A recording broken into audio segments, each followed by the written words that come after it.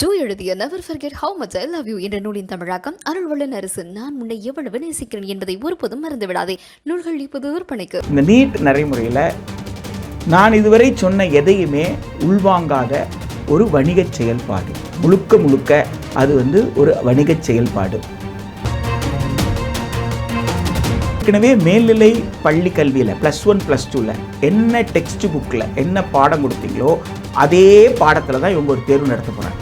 அப்படி இருக்கும் பொழுது இது எழுதுவதன் மூலமாக என்ன கூடுதல் அறிவு கிடைக்க போகுது? MBBS முதல் ஆண்டு, 2ஆம் ஆண்டு, 3ஆம் ஆண்டு, 4ஆம் ஆண்டுலாம் படிச்சுட்டு இருக்காங்களே, இந்த மாணவர்கள் ஆள்மாறாட்டத்தில் ஈடுபடுவதற்கு வாய்ப்பு இருக்குன்னு சொல்ல வர்றீங்க. அப்போ MBBSல நீங்க யாரை சேர்த்து இருக்கிறீங்க? தகுதி வாய்ந்தவர்களை சேர்க்கல, ஆள்மாறாட்டத்தில் ஈடுபடுவதற்கு மனநிலை கொண்டவர்களை சேர்த்திருக்கீங்கன்னு அர்த்தம். இதுக்கு பேர் தான் தகுதியா? இத்தகைய மனநிலையில் இருக்கக்கூடிய ஒருவர் மருத்துவராக வந்தால் ஒரு நியாயமான மருத்துவராக இருப்பார் நீங்க எப்படி எதிர்பார்க்கறீங்க? இதனால தான் நீட் தேர்வு சூதாட்டம் அப்படின்னு. இப்போ 550 மார்க் வாங்கினவர் என்ன ஆயிடுறாரு? அடுத்த ஆண்டு மீண்டும் நீட் நடைமுறையில் பயிற்சி எடுத்து மீண்டும் ஒரு முறை எழுதுறாரு. சரியா? ஆனால் அதே நேரத்தில் இவரை விட குறைவாக மதிப்பெண் பெற்றார்ல, அப்ப இவரை விட குறைவாக மதிப்பெண் பெற்றவர் பணம் இருக்குன்னு சொன்னா சேர்ந்துடுறாரு.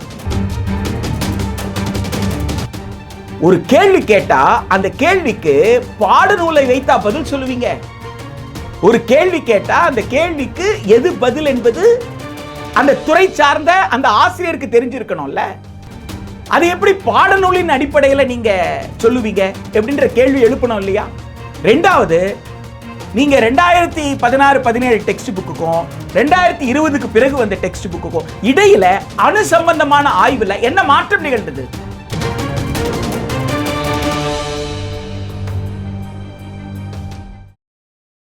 வணக்கம்.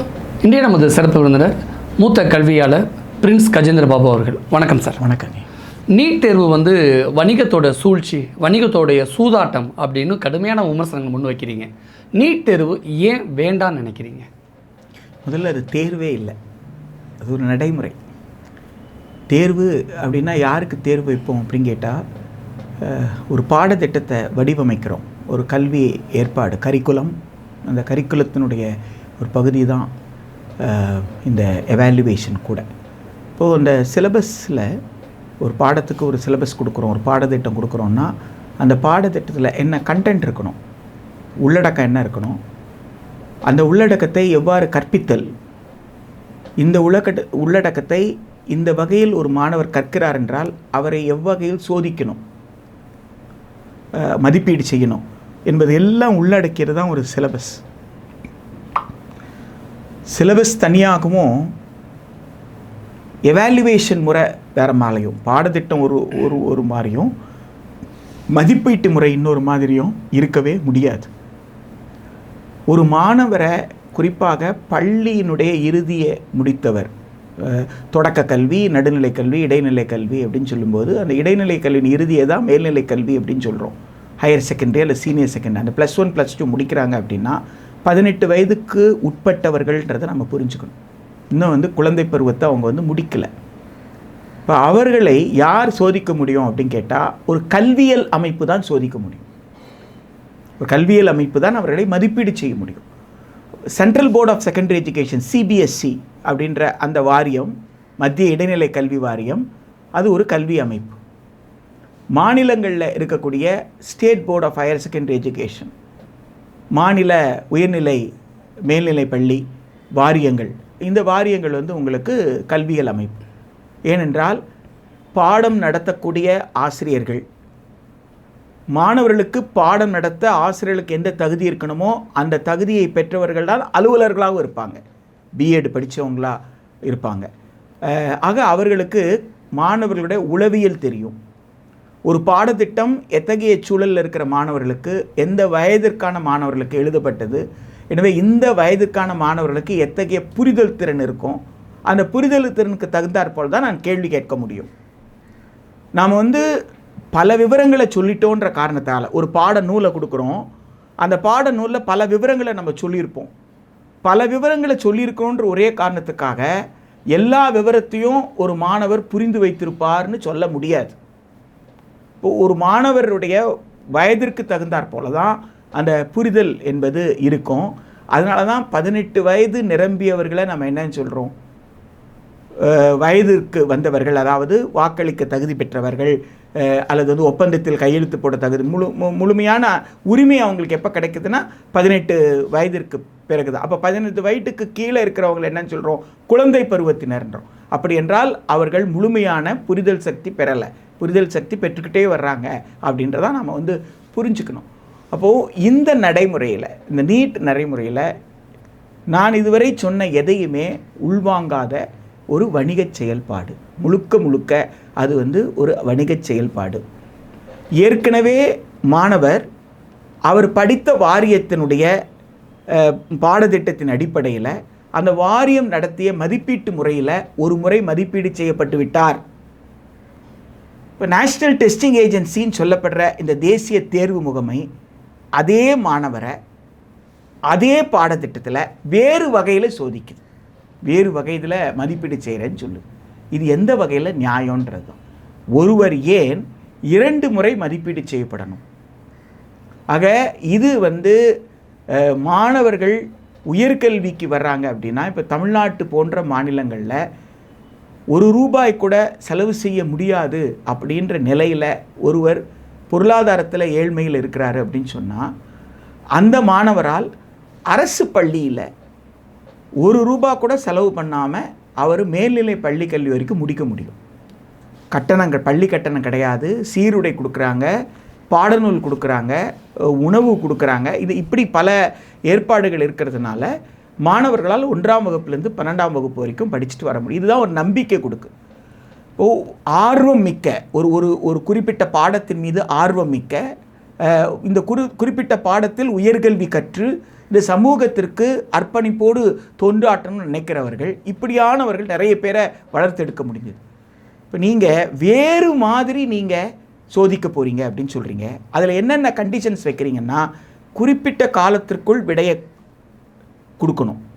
ஒரு நேரம், ஒவ்வொரு விடை எழுதுவதற்கும் குறிப்பிட்ட வினாடிகள், இந்த வினாடிகளுக்குள்ளே நீங்கள் விடையை கொடுத்துடணும். அப்போ வேகமாக. 2வது, ஒரு கேள்வி கேட்போம், அந்த கேள்விக்கு 4 பதில் நாங்களே கொடுத்துருவோம்.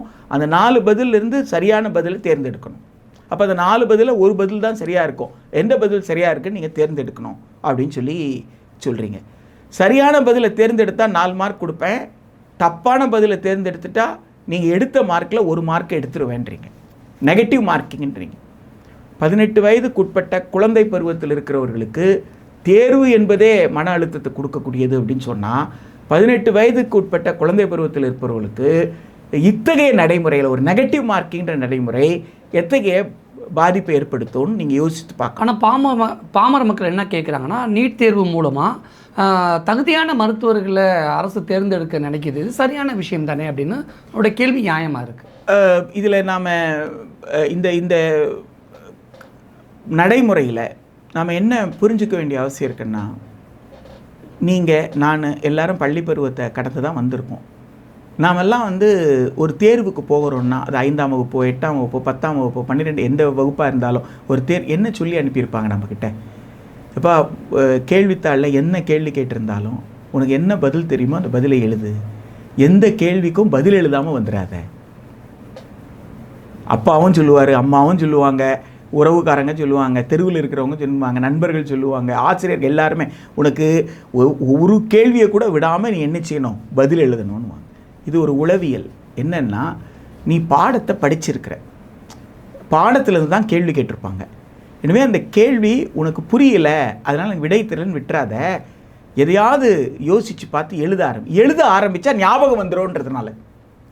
எனக்கு கேள்வி தெரியலன்னு பயப்படுறதுக்கு பதிலாக நீ கேள்வி எழுத ஆரம்பிச்சின்னா உனக்கு என்ன வந்துடும். நீங்கள் பல நேரங்களில் பார்த்துருக்கலாம், நாம் கேள்வி தப்பாக கூட விடை எழுதிட்டு பின்னாடி நமக்கு இந்த கேள்வித்தாளை முடிக்கும்போது ஒரு முறை படித்து பார்ப்போம். அப்போ வந்து எழுதின அப்போ என்ன செய்வோம், நம்ம அதை ஏற்கனவே எழுதுனதை அடிச்சுட்டு மீண்டும் நமக்கு எது இப்போ கரெக்டுன்னு படுதோ அதை எழுதுவோம். நேரம் இருந்தால் அதை எழுதி அப்படி தான் நம்ம வந்து கேள்வி. இதுதான் நடைமுறை. இது வந்து ஒரு மீது தன்னம்பிக்கை ஏற்படுத்துகிற நடைமுறை. கேள்வித்தாள் விடை அப்படின்றது ஒருவரை மதிப்பீடு செய்வது. அந்த மதிப்பீடு என்பது ஒருவருக்கு இருக்கக்கூடிய தன்னம்பிக்கை, ஒருவர் எந்த அளவுக்கு கற்றிருக்கிறார், கற்றதை இப்படி வெளிப்படுத்துகிறார், இதையெல்லாம் பார்க்கறது. ஆனால் நீட் தேர்வு என்ன செய்யுது? இந்த நீட் நடைமுறையில் நீங்கள் சற்று முன் கேட்ட கேள்வியும் இப்போ நீங்கள் கேட்குற கேள்வி ரெண்டையும் வந்து நீங்கள் பொருத்தி கூட பார்த்துக்கோங்க. அதாவது பொதுவாக வைக்கப்படுற கருத்து என்னன்னு கேட்டால், அது ஒரு நல்ல விஷயம் தானே, நல்ல நடைமுறை தானே, அதில் போனால் தகுதியானவர்கள் திறமையானவர்கள் வந்துடுவாங்க அப்படின்ற. இப்போ நான் கேட்குறேன், ஏற்கனவே மேல்நிலை பள்ளி கல்வியில் +1 +2ல் என்ன டெக்ஸ்ட் புக்கில் என்ன பாடம் கொடுத்தீங்களோ அதே பாடத்தில் தான் இவங்க ஒரு தேர்வு நடத்த போகிறாங்க. அப்படி இருக்கும் பொழுது இது எழுதுவதன் மூலமாக என்ன கூடுதல் அறிவு கிடைக்க போகுது? நான் ஏற்கனவே ஒரு பாடத்திட்டத்தில் படிச்சிருக்கேன் இல்லைங்களா, அதில் இருக்கிற அறிவு தானே எனக்கு. இதை விட நான் கூடுதலாக ஏதாவது கற்றுக்கொள்வதாக இருந்தால் தானே என் அறிவு கூடுது, அல்லது தகவல் எனக்கு கூடுதலாக. எனக்கு தகவல் எதுவும் கூடுதலாக கிடைக்கல, எனக்கு அறிவும் ஒன்றும் இந்த தேர்வுனால ஒன்றும். ஏற்கனவே எனக்கு என்ன அந்த பாடநூலில் நான் படிச்சிருக்கணும், அந்த வகுப்பில் என்ன படிச்சிருக்கணும், அதுதான் எனக்கு உண்டான அறிவு.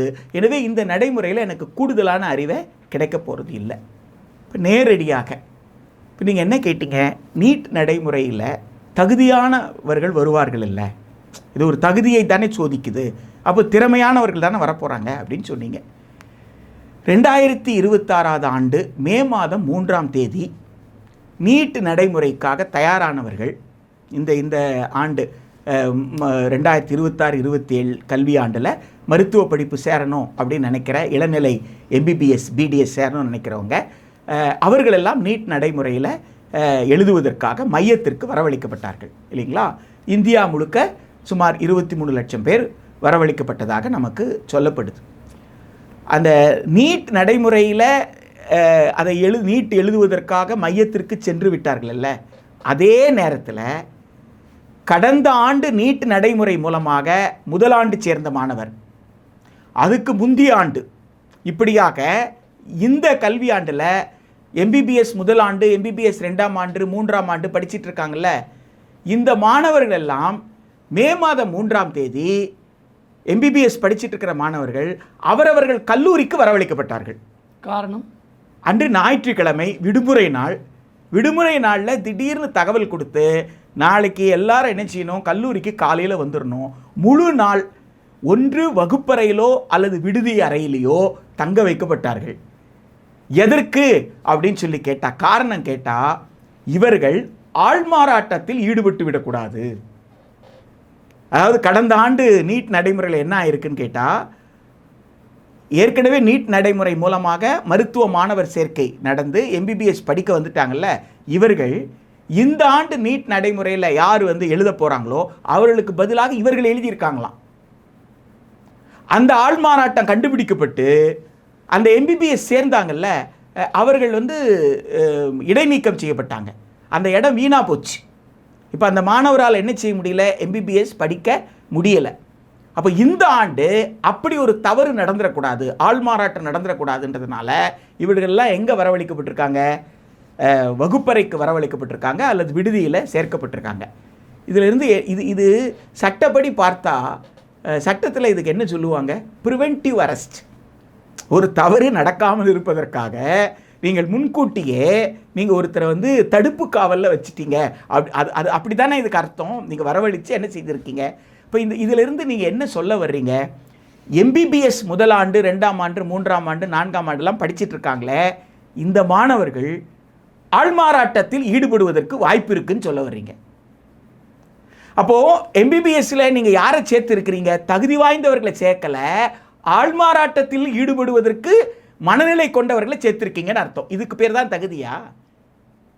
இப்போ நான் சாதாரணமாக நமக்கு என்ன எழணும், இந்த இடத்துல எந்த கேள்வி எழணும் அப்படின்னா, இப்போ இந்த மாணவர் எதற்காக அப்படி ஆள்மாறாட்டத்தில் ஈடுபடுறாரு?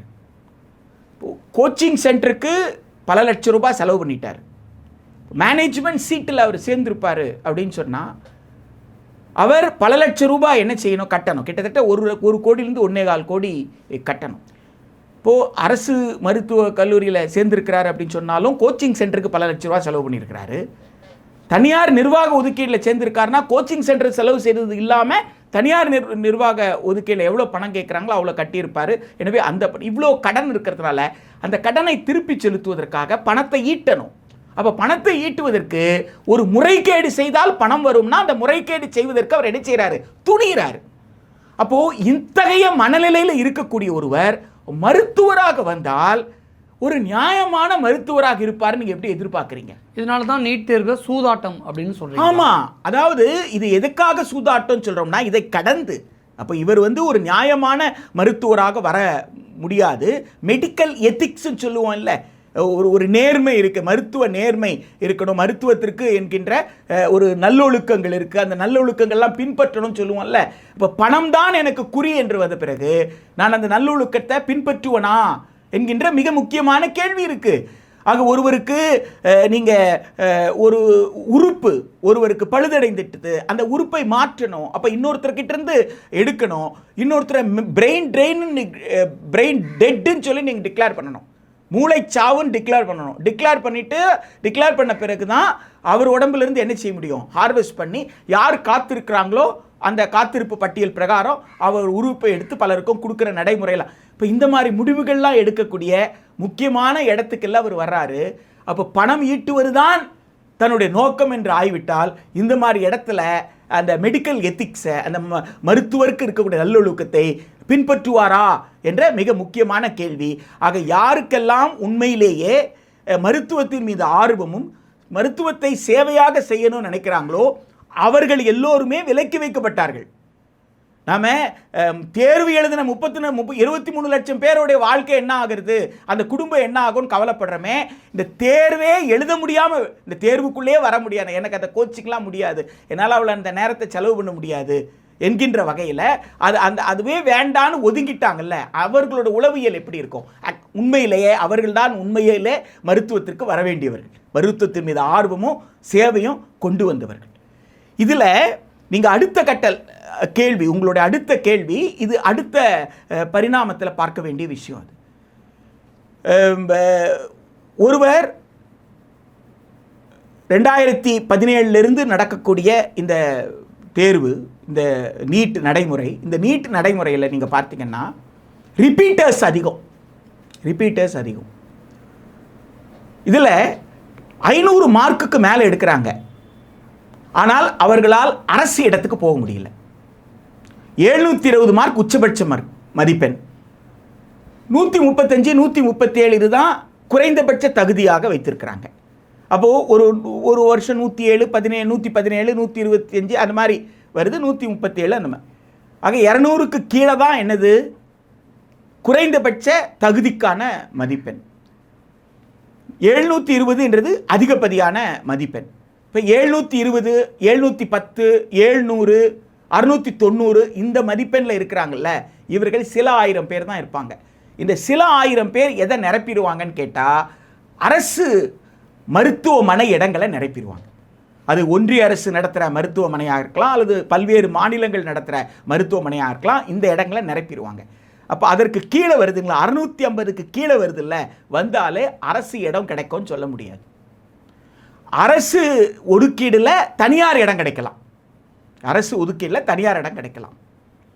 அதற்கும் கீழே வந்தாங்கன்னா உங்களுக்கு அரசு ஒதுக்கீட்டில் தனியார் இடம் கிடைக்காது, அரசு கவுன்சிலிங்கில் கூட கலந்தாய்வில் கூட நிர்வாக ஒதுக்கீடில் கிடைக்கும், அரசு இடமா இருக்காது, அது தனியார் நிர்வாகத்துடைய ஒதுக்கீடாக இருக்கும். அப்போ தனியார் நிர்வாகத்தின் ஒதுக்கீடுன்னு வந்துருச்சுன்னா அது எங்கே வேணாலும் இருக்கலாம், 18 லட்சத்துலேருந்து 25 லட்சம் இருக்கலாம், அது 1 கோடியிலேருந்து 1.25 கோடி 5 வருஷத்துக்கு நீங்கள் செலவு பண்ணணும். அரசு ஒதுக்கீடில் தனியார் கல்லூரியில் சேர்ந்தா கூட 6 லட்சமோ 8 லட்சமோ நீங்கள் பணம் கட்டணும் அப்படின்ற ஒரு நிலை இருக்கலாம். அப்போ அப்படி பார்த்தா கூட நீங்கள் எவ்வளோ செலவு பண்ண வேண்டியது இருக்கும், கிட்டத்தட்ட ஒரு 40 லட்சம் ரூபாய் வரைக்கும் நீங்கள் செலவு பண்ண வேண்டிய ஒரு அவசியம் இருக்கலாம். அப்போ இந்த பணம் செலவு பண்ண முடியாது அப்படின்னு நினைக்கிறவங்க, இந்த அளவுக்கு பணம் செலவு பண்ண முடியாது அப்படின்னு நினைக்கிறவங்க ரிப்பீட்டர்ஸ் ஆகிறாங்க. இப்போ 550 மார்க் வாங்கினவர் என்ன ஆகிடுறாரு, அடுத்த ஆண்டு மீண்டும் நீட் நடைமுறையில் பயிற்சி எடுத்துட்டு மீண்டும் ஒரு முறை எழுதுறார். சரியா? ஆனால் அதே நேரத்தில் இவரை விட குறைவாக மதிப்பெண் பெற்றார்ல, அப்போ இவரை விட குறைவாக மதிப்பெண் பெற்றவர் பணம் இருக்குன்னு சொன்னால் சேர்ந்துடுறார். ஆக கவுன்சிலிங்கில் ஏ அப்படின்னு சொல்கிறவருக்கு ஒரு கல்லூரி விடுது, அவரால் அந்த கல்லூரி கேட்குற பணத்தை கட்ட முடியல, அவர் விலகிடுறாரு. அப்போ அடுத்த கவுன்சிலிங்கில் அவருக்கு அடுத்தபடியாக பி இருக்கார்ல, அவர் வர்றார். அவரால் சேர முடியலன்னா அதுக்கு அடுத்த கவுன்சிலிங்கில் சி வர்றார்.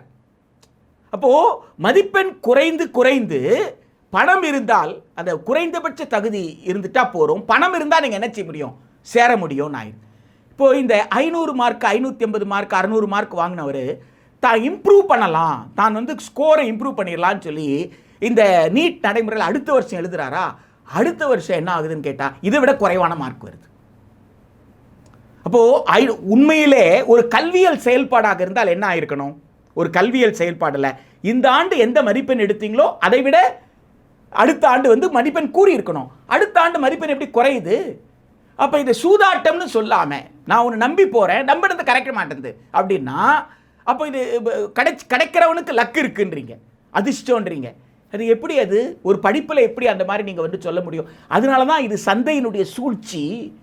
இது அரசு கல்லூரி, அரசு மருத்துவமனைகள் இதை பலவீனப்படுத்தி கல்வியையும் மருத்துவ சேவையையும் சந்தையிடம் கொடுக்கக்கூடிய, வணிகமயமாக்கக்கூடிய ஒரு மிகப்பெரிய சூழ்ச்சி.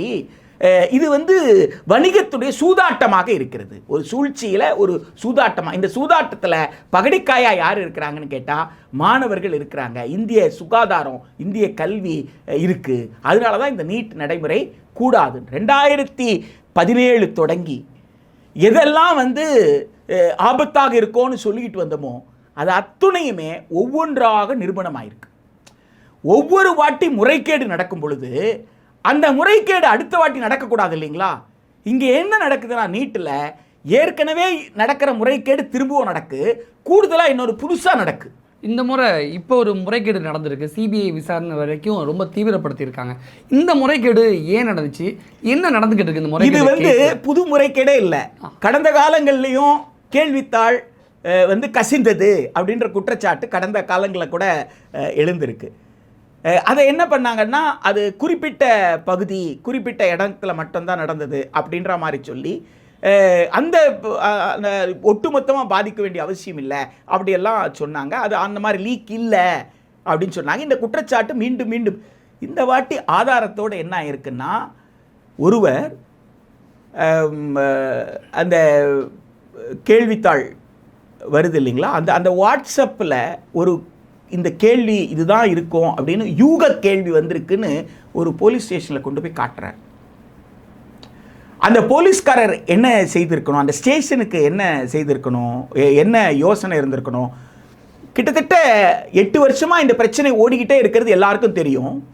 பத்திரிக்கை படிக்கிறாங்க, எல்லாம் செய்கிறாங்க. இப்படி ஒரு விஷயம் வந்ததுன்னு சொன்ன உடனே அதை வாங்கிக்கிட்டு மேலதிகாரிக்கு தகவல் கொடுத்து இது என்னன்னு கவனிங்கன்னு சொல்லியிருக்கணும். அவர் என்ன கேட்குறாங்க, வழக்கமாக சொல்கிற மாதிரி எங்களுக்கு புகாராக எழுதி கொடுங்கன்னு கேட்குறாரு. இப்போ வந்தவருக்கு இது யூக கடிதம், யூக கேள்வித்தாள் அப்படின்னு சொல்கிறாங்க. இது உண்மையாக பொய்யான்னு தெரியாது. ஒரு தவறு நடந்திருக்கிறதுக்கு வாய்ப்பு இருக்குது. உடனே நான் நேர்மையாக காவல்துறையில் சொல்ல வர்றேன், இவ்வளோதான். இப்போ நீங்கள் புகாராக எழுதி கொடுங்கன்னு கேட்ட உடனே, ஐயோ புகாராக எழுதி கொடுத்தா நம்ம மீது தேவையில்லாத விசாரணைக்கு உட்படுத்துவாங்களோ என்ற பயத்தில் அவர் போனவர் திரும்பி வரவே இல்லை. ஆக யாரோ ஒருவர் தான் முதல்ல கண்டுபிடிச்சு அதற்கு பிறகு என்ன ஆகுதுன்னு கேட்டால் இது ஊர்ஜிதமாகுது. இதே கேள்வி தான் கொஸ்டின் பேப்பரில் இருந்திருக்கு. கேள்வித்தாளில் இதே நீட்டில் மே மாதம் 3ஆம் தேதி கேள்வித்தாளில் இதே கேள்வி அப்படியே இருக்குன்னு தெரிஞ்ச உடனே அதற்கு பிறகு தான் அவர் வந்து மெயில் அனுப்புகிறார், மின்னஞ்சல் அனுப்புகிறார். இப்போ அவர் மட்டும் அந்த மின்னஞ்சல் அனுப்பாமல் இருந்திருந்தால் இது யாருக்குமே தெரிந்திருக்க போகிறதில்லை. அப்போது ஒட்டுமொத்த உளவுத்துறையினுடைய தோல்வி இல்லையா இது? நீங்கள் கடந்த ஆண்டு உச்சநீதிமன்றத்திற்கு இந்த ஆண்டு தர்மேந்திர பிரதான் அவர்கள் என்ன சொல்கிறாருன்னு கேட்டால், மாண்புமிகு ஒன்றிய கல்வி அமைச்சர் அவர்கள் அடுத்த ஆண்டு இதுபோல் எதுவுமே நடக்காது, இதைத்தான் போன வருஷமும் சொன்னீங்க, இதைத்தான் அதுக்கு முந்தைய வருஷமும் சொன்னீங்க, நீங்கள் போன வருஷம் இது நடக்காதுன்னு சொன்னீங்க, நடந்துருச்சு. நடந்து எப்போ உங்கள் பார்வைக்கு வருது? கிட்டத்தட்ட 5-6 நாட்கள் ஆனதுக்கு பிறகு தானே நீங்கள் விசாரித்து உண்மைன்றத நிரூபணமாகி அதற்கப்புறம் தான் ஒட்டுமொத்தமாக ரத்து பண்ணுறீங்க. இன்றைக்கு அது எங்கே போகுது? நேஷ்னல் டெஸ்டிங் ஏஜென்சிக்காக யார் கேள்வித்தாள் தயார் பண்ணி கொடுத்தாரோ அவரே தான் லீக் பண்ணியிருக்கார். எஸ், அவரே தான் கைது பண்ணியிருக்காங்க இல்லையா? அப்போ அப்போ லீக் வேற எங்கே இருந்து ஆகுது உங்களுக்கு? அப்போ நேஷனல் டெஸ்டிங் ஏஜென்சி ஃபெயிலியர்னு உங்களுக்கு புரியலையா? ஒரு நடைமுறை மாணவர்களுக்கு நல்லதே செய்யலை, ஒரு நடைமுறை மாணவர்களுக்கு வந்து தீமையே செஞ்சுக்கிட்டு இருக்கு. அதே அந்த தீமை செய்குதுன்னு பல வடிவங்களை சொல்லிக்கிட்டே இருக்கிறாங்க. என்ன தீமை நடந்தாலும் சரி இதுதான் நடைமுறை அப்படின்னு சொல்கிறது எப்படி வந்து ஒரு நல்வாழ்வு அரசாக இருக்க முடியும் அப்படின்றது தான். இந்த 2024 இந்த நீட் வினாத்தாள் இருக்கு இல்லைங்களா, இந்த 2024 நீட் வினாத்தாளில் ஒரு கேள்வி, அந்த கேள்வியில் 2 வாக்கியங்கள் கொடுக்குறாங்க. இந்த 2 வாக்கியங்களில் எந்த வாக்கியம் சரியான வாக்கியம்னு நீங்கள் சொல்லணும் அப்படின்னு சொல்லி அதற்கு 4 பதில்களை அவங்களே கொடுத்துட்றாங்க. அந்த 4ல் ஒரு பதிலை நீங்கள் வந்து தேர்ந்தெடுக்கணும். இப்போ அதில் ஏபிசிடின்னு கொடுத்துருந்தாங்கன்னா அதில் சில மாணவர்கள் பி சரின்னு எழுதுனாங்க, சில மாணவர்கள் வந்து டி சரி அப்படின்னு சொல்லி எழுதுனாங்க, பல மாணவர்கள் எழுதவே இல்லை. இந்த கேள்வி இயற்பியல் சம்பந்தப்பட்டது, அணு சம்பந்தப்பட்டது. இந்த கேள்வியில் அவங்க கொடுத்துருக்கிற அந்த 2 அது வந்து எப்படி வேண்டுமானாலும் ஆன்சர் சொல்லலாம், அது ஆம்பிகுவஸ், அது தெளிவற்றது. ஒரு தெளிவற்ற கேள்வியை மல்டிபிள் சாய்ஸில் ஒரு கேள்வி கேட்டு 4 விடையை நானே கொடுத்து அதில் ஒரு விடையை சரியாக தேர்ந்தெடு என்கின்ற நடைமுறையில் இத்தகைய கேள்விகள் கேட்கக்கூடாது. ஆனால் கேட்டிருக்கிறாங்க. அப்போ சிக்கல் இருக்குது, ஒரு கிளாரிட்டி இல்லை அப்படின்னு சொன்னால் அந்த கேள்வியை ரத்து பண்ணிடணும். இப்போ 720 மார்க்குன்னா இந்த 4 மார்க்கை எடுத்துட்டு 716 மார்க்குக்கு தான் நீங்கள் எவாலுவேட் பண்ணணும். அந்த மார்க் யாருக்குமே கிடையாது, அது ஒரு கேள்வியாக நாங்கள் எடுத்துக்கல, எனவே 4 மார்க்கை குறைச்சிட்டோம், 720 என்று மதிப்பிடுவதற்கு பதிலாக 716 என்று மதிப்பிடுகிறோன்றது தான் நியாயமான அணுகுமுறையாக இருக்க முடியும். ஆனால் இவங்க என்ன செய்தாங்கன்னா டி அப்படின்னு எழுதுனவங்களுக்கு முதல்ல 4 மார்க்கை கொடுத்துட்டாங்க. கொடுத்துட்ட உடனே சில பேர் விண்ணப்பிக்கிறாங்க, புகார் தெரிவிக்கிறாங்க, இல்லை பி தான் கரெக்டு, நீங்கள் எப்படி டி கரெக்டுன்னு மார்க் கொடுத்தீங்க அப்படின்னு சொல்கிறாங்க. எப்படின்னு கேட்டால் கடந்த காலங்களில் இருந்த என்சிஆர்டி பாடநூல் படி பி கரெக்டு, அதனால நாங்கள் பிஏ எழுதணும், நீங்கள் எதுக்கு எங்களுக்கு மார்க் கொடுக்கலன்னு கேட்குறாங்க. உடனே நேஷ்னல் டெஸ்டிங் ஏஜென்சி என்ன பண்ணுறாங்க, ஆமாம் இல்லை கடந்த காலங்களில் இருந்த டெக்ஸ்ட் புக் பிரகாரம் பி கரெக்டு, அதனால பி எழுதினால 4 மார்க்கு, டி எழுதினால 4 மார்க்கு. இதை பிரமாண பத்திரமாக நேஷனல் டெஸ்டிங் ஏஜென்சி சுப்ரீம் கோர்ட்டில் தாக்கல் பண்ணுது. ஒரு கேள்வி கேட்டால் அந்த கேள்விக்கு பாடநூலை வைத்தா பதில் சொல்லுவீங்க? ஒரு கேள்வி கேட்டால் அந்த கேள்விக்கு எது பதில் என்பது அந்த துறை சார்ந்த அந்த ஆசிரியருக்கு தெரிஞ்சிருக்கணும்ல. அது எப்படி பாடநூலின் அடிப்படையில் நீங்கள் சொல்லுவீங்க எப்படின்ற கேள்வி எழுப்பணும் இல்லையா?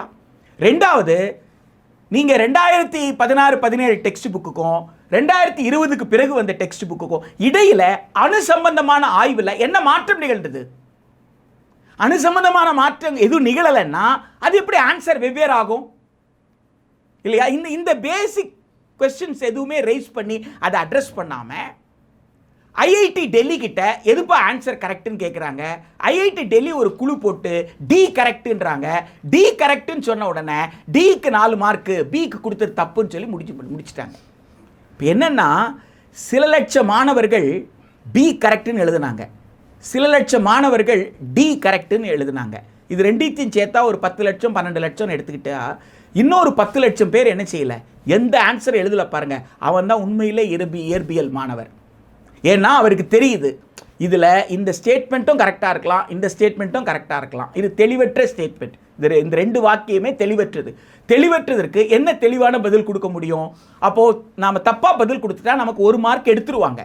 அப்போது இயற்பியலை முழுமையாக யார் கற்றுக்கொண்டார்களோ அந்த மாணவர்கள் பழிவாங்கப்பட்டிருக்காங்க. அப்போ இதை சூதாட்டம் சொல்லாமல் என்ன சொல்லுவீங்க? யார் பி டி அப்படின்னு 2க்குள்ள விளையாடினாங்களோ அவங்களில் ஒருத்தருக்கு கரெக்டுன்னு தான். எந்த அளவுகோல் வைத்து பார்த்தாலும் இது ஒரு சூதாட்டமாகத்தான் நிகழ்கிறதே தவிர இது ஒரு நியாயமான இது வெறும் மருத்துவ மாணவர் சேர்க்கை சம்பந்தப்பட்டது நம்ம நினைக்க முடியாது. இது மருத்துவ சேவையோடு சம்பந்தப்பட்டது. இவ்வாறு கோடிக்கணக்கில் பணம் செலவு பண்ணிட்டு வரக்கூடியவர்கள் தான் வாங்கிய கடனை அல்லது தான் யாரிடமாவது பெற்ற திரும்ப தரணும்னு நினச்சாங்கன்னா அரசு சுகாதார நிலையங்களில், குறிப்பாக ஆரம்ப சுகாதார நிலையங்களில் எப்படி மருத்துவத்தை சேவையாக செய்ய வருவாங்க? அப்போ ஆரம்ப சுகாதார நிலையங்கள் பலவீனப்படுது அப்படின்னு கேட்டால் இந்தியா போன்ற நாடுகளில் கோவிட் போன்ற பெருந்தொற்றுகள் வரும்போது ஆரம்ப சுகாதார நிலையத்தில் தொடங்கி மாவட்ட மருத்துவமனை வரைக்கும் வலுவாக இருந்ததால் தான் பல உயிர்களை நம்மால் காப்பாற்ற முடிந்தது. இல்லை என்றால் அந்த உயிர்களை நம்ம காப்பாற்றி இருக்க முடியாது. இது ஆரம்ப சுகாதார நிலையம் தொடங்கி மாநில அரசினுடைய வலுவான பொது சுகாதார கட்டமைப்பை, மருத்துவமனையை அது வலுவிழக்க செய்திடும் என்பதனால இந்த நீட் நடைமுறை கூடாதுன்னு சொல்றோம். எல்லாவற்றுக்கும் மேல நீட் இந்திய இறையாண்மைக்கே ஒரு சவாலாக உருவாக்கியிருக்கு. இந்திய இறையாண்மை யாரிடம் இருக்கு? இந்திய இறையாண்மை இந்திய மக்களிடம் இருக்கு. அப்படித்தான் இந்திய அரசமைப்பு சட்டது. மக்கள் தங்களிடம் இருக்கக்கூடிய இறையாண்மையை தங்கள் வாக்குச்சீட்டின் வாயிலாக தாங்கள் தேர்ந்தெடுக்கும் பிரதிநிதி மூலமாக அரசுக்கு கொடுக்குறாங்க.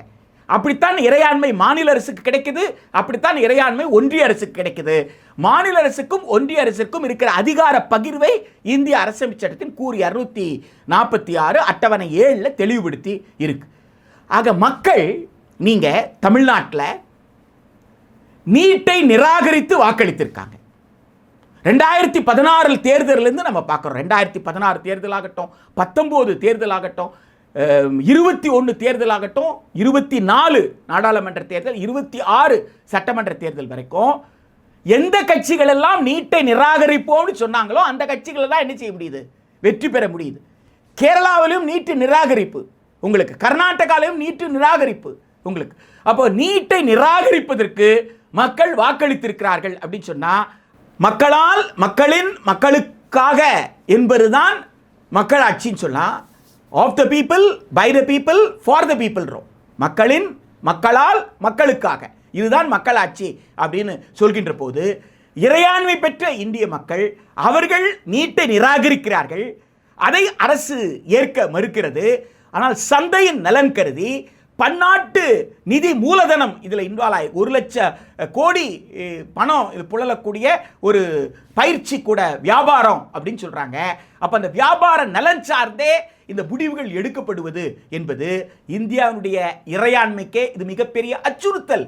இந்திய மக்களுக்கு கட்டணமெல்லாம் கல்வியை கொடுக்கணும்ன்ற முடிவை யார் எடுக்கணும்? இந்திய அரசு எடுக்கணும். அப்போ கட்டணம் செலுத்தி படிக்க முடியாதவர்கள் கூட படிக்கக்கூடிய வாய்ப்புகளை மாநில அரசு ஏற்படுத்துகின்றால் அந்த மாநில அரசே மருத்துவ மாணவர் சேர்க்கை நடைமுறையை தீர்மானித்துக் கொள்ளக்கூடிய உரிமையை கொடுத்திருக்கு. யார் கொடுத்திருக்கு? இந்திய அரசமைப்பு சட்டம் கொடுத்திருக்கு. அப்ப இந்திய அரசமைப்பு சட்டத்தை திரு நரேந்திர மோடி அவர்கள் ஆட்சிக்கு வந்த பிறகு 2014க்கு பிறகு அவரால் நியமிக்கப்பட்ட பேராசிரியர் ரஞ்சித் ராய் சௌத்ரி கமிட்டி ரிப்போர்ட் இருக்கு, வல்லுநர் குழு. அந்த வல்லுநர் குழு நீட்டை பரிந்துரைக்கல. நாடாளுமன்ற நிலைக்குழு 92வது அறிக்கையில் நீட்டை பரிந்துரைக்கல. அது காமன் மெடிக்கல் டெஸ்ட் நடத்துங்க, எந்தெந்த மாநிலங்கள் விரும்பலையோ அந்த மாநிலங்களை விலக்கி வைத்து விட்டு பொது நுழைவுத் தேர்வை நடத்தலாம் தான் சொன்னாங்க. அப்போ வல்லுநர் குழுவோ நாடாளுமன்ற நிலைக்குழுவோ பரிந்துரைக்காத ஒரு நீட்டு, ஒரு ஊழலில் சிக்கி தவித்த மெடிக்கல் கவுன்சில் ஆஃப் இந்தியா, அதனுடைய மருத்துவர் கேத்தன் தேசாய் அவர்களுடைய இடத்துல இருந்து தங்கங்களும் பணமும் கிலோ கணக்கில் தங்கம் எடுக்கப்பட்டது, கட்டுக்கட்டா பணம் எடுக்கப்பட்டது, அவ்வளோ பெரிய ஊழல் சிக்கி அவர் எங்கே இருக்கிறார்? அவர் மேலே என்ன நடவடிக்கை எடுத்தீங்க? அந்த மெடிக்கல் கவுன்சில் ஆஃப் இந்தியா தன்னுடைய தவறை மறைப்பதற்காக மாணவர்களை சிக்க வைக்கிறதுக்கு ஒரு நடைமுறையை கொண்டு வருது அப்படின்னு சொன்னால், இந்த தகுதின்றது வல்லுநர் குழு பரிந்துரைக்கலை. தகுதி தேர்வு அப்படின்னு சொல்ற எலிஜிபிலிட்டி டெஸ்ட்ன்றீங்கல்ல, அந்த வார்த்தையை வல்லுநர் குழு பரிந்துரைக்கலை, நாடாளுமன்ற நிலைக்குழு பரிந்துரைக்கலை. அப்போ வல்லுநர் குழுவும் நாடாளுமன்ற நிலைக்குழுவும் மதிக்காமல் திரு மோடி அரசு சந்தையை ஏன் மதிக்கிறார், மக்களுக்கு விரோதமாக ஏன் முடிவெடுக்கிறாரு என்பதுதான் இன்றைக்கு இருக்கக்கூடிய கேள்வி. எனவே மருத்துவத்தையும், மருத்துவ சேவை, மருத்துவ கல்வி ரெண்டையுமே காப்பாற்றணும், மக்கள் சார்ந்து முடிவெடுக்கணும் அப்படின்னு சொன்னால் நீட் நடைமுறையை நீங்கள் முழுமையாக திரும்ப பெறணும். நேஷனல் டெஸ்டிங் ஏஜென்சின்ற அந்த தேர்வு முகமை ஒரு மிகப்பெரிய தோல்வி. அதை கலைத்துவிட்டு அது நடத்துகிற தேர்வுகளை வெவ்வேறு அமைப்புகள் நடத்திட்டு இருந்தாங்கன்னா, எந்த அமைப்பு நடத்திட்டு இருந்தாங்களோ அந்த அமைப்புக்கிட்டே கொடுத்துடணும். அதுதான் உங்களுக்கு ஒரு நியாயமான ஒரு மருத்துவ மாணவர் சேர்க்கைக்கு உதவும். நீங்கள் மேல்நிலை பள்ளி கல்வியில் மாணவர்களை வலுப்படுத்தணும்னு நினைச்சிங்கன்னா, இயற்பியல் படிக்கிற மாணவர், வேதியியல் படிக்கிற மாணவர், உயிரியல்ல தாவரவியல், விலங்கியல் படிக்கிற இந்த மாணவர்களை பாடம் சார்ந்து அவங்க என்ன படிக்கிறாங்களோ அதை அனுபவ ரீதியாக கற்றுக்கொள்வதற்கு அவங்களுக்கு வகுப்பறை விட்டு வெளியில் வர சொல்லுங்க. எக்ஸ்பீரியன்ஷியல் லேர்னிங்னு வாங்க, ஒகேஷனல் ஸ்கில்லிங் இல்லை. வேலை திறன் அல்ல. வேலை திறன் வேறு, அனுபவ கல்வி என்பது வேறு. நாம இவங்க என்ன பேசுறாங்கன்னா ஒகேஷனல் ஸ்கில்லிங்ன்றாங்க. நாம ஒகேஷனல் ஸ்கில்லிங்கை பத்தி சொல்லல. நாம என்ன சொல்றோம், தாவரவியல் படிக்கிற ஒரு மாணவர் பக்கத்தில் இருக்கிற மூலிகை பண்ணையை போய் பார்க்கட்டும், அல்லது ஒரு பூங்காவை போய் பார்க்க. பக்கத்தில் செடிகள் இருக்கும்ல, செடிகள் இருக்கிற இடம், அது கிராமமாக இருந்தாலும் நகரமாக இருந்தாலும் எங்கே இருந்தாலும் பள்ளிக்கு பக்கத்தில் தாவரங்கள் இருக்கக்கூடிய ஒரு இடம் இருக்கும். அந்த இடத்தை போய் பார்த்து அந்த அந்த செடிகளுடைய குணங்களை அவர் தெரிந்து கொண்டு வரட்டும். அவர் பாடநூலில் படித்ததும் நேரில் பார்க்கறதுக்கும் என்ன மாதிரியான புரிதல் அவருக்கு ஏற்பட்டதுன்றதை அவர் எழுதி கொடுக்கட்டும். அப்போ அவருடைய கற்றல் திறனை நீங்கள் சோதிக்க முடியும் இல்லையா? அதே போல் நீங்கள் என்ன செய்ய முடியும், ஒரு விலங்கியல் மாணவரை ஒரு உயிரியல் பூங்காக்கு நீங்கள் அனுப்பலாம். விலங்கியல் சம்பந்தப்பட்ட விஷயம், அதே மாதிரி விலங்கியல் ஆகட்டும் வேதியியல் ஆகட்டும், இவங்களை பகுப்பாய்வு கூடங்களுக்கு அனுப்பலாம். ரத்த வகை எப்படி சோதிக்கிறாங்க அப்படின்னு கண்டுபிடிக்கலாம். அவ என்னென்ன கருவிகள் பயன்படுத்துகிறாங்க அதை பற்றி அவங்க எழுதுவது. அதே மாதிரி இயற்பியலில் பக்கத்தில் சின்ன சின்ன தொழிற்சாலைகள் இருக்கும்ல, லேத்துன்னு சொல்லுவாங்களே, சின்ன சின்ன இயந்திரம் வைத்துக்கொண்டு சிறிய அளவில் ஒரு தொழிற்சாலை ஒரு உற்பத்தி செய்து கொண்டிருப்பாங்கள்ல, அவங்க எப்படி இவங்க ஸ்க்ரூ காஜ் பயன்படுத்துகிறாங்கன்னா அதில் எரர் இல்லாமல் மெஷர்மெண்ட் எடுக்கிறோன்னா எப்படி எரர் இல்லாமல் இங்கே எடுக்கிறாங்க, எப்படி செட் பண்ணுறாங்க. இப்போ நாம் படிக்கிறதும் இங்கே எப்படி தொடர்பு இருக்குது, இந்த கருவிக்கும் அந்த கருவிக்கும், நாம் ஆய்வுக்கூடத்தில் பார்த்த கருவிக்கும் இங்கே இவங்க தொழிற்சாலையில் பயன்படுத்துகிற கருவிக்கும் என்ன வித்தியாசம், இதெல்லாம் அவங்களுக்கு ஒரு குறிப்பிட்ட பாடத்தின் மீது என்ன ஏற்படுத்தும், ஒரு நாட்டத்தை அதிகப்படுத்தும், ஆர்வத்தை உண்டாக்கும். இதுதான் ஒருவரை உண்மையிலே வலுப்படுத்துவதை தவிர, எந்த ஆசிரியர் பாடத்தை நடத்தினாரோ அந்த ஆசிரியரை கொண்ட அந்த கல்வி வாரியம் அது பொதுத் தேர்வில் கொடுக்கிற மதிப்பெண், அந்த மேல்நிலை பள்ளிக்கல்வி மதிப்பெண்ணின் அடிப்படையில் நீங்கள் மருத்துவ மாணவர் சேர்க்கையாகட்டும், எந்த தொழில் கல்வி அல்லது கலை அறிவியல் கல்வி எதுவாக இருந்தாலும் அந்த இளநிலை பட்டப்படிப்புக்கு மாணவர் சேர்ப்பு என்பதுதான் நியாயமே தவிர, அகில இந்திய அளவில் நீட் போன்ற எந்த தேர்வுமே நியாயமற்றது.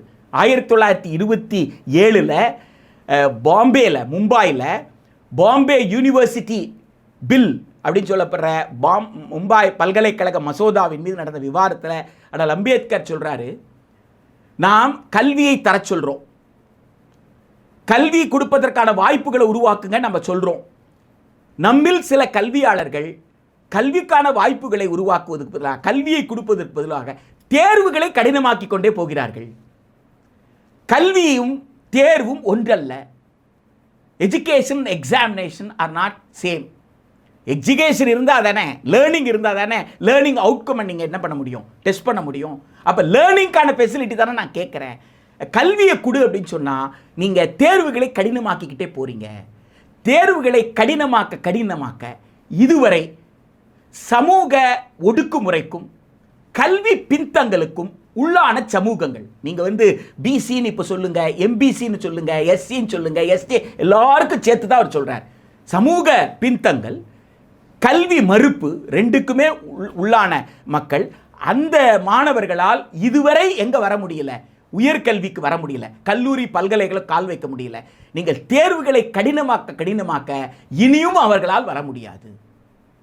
1927 அவர் என்ன 100 ஆண்டுகளுக்கு முன்னாடி அவர் என்ன சொன்னாரோ அது அப்படியே 2026-27 இந்த கல்வியாண்டுக்கு பொருந்தும் அளவில் இருக்கிறது.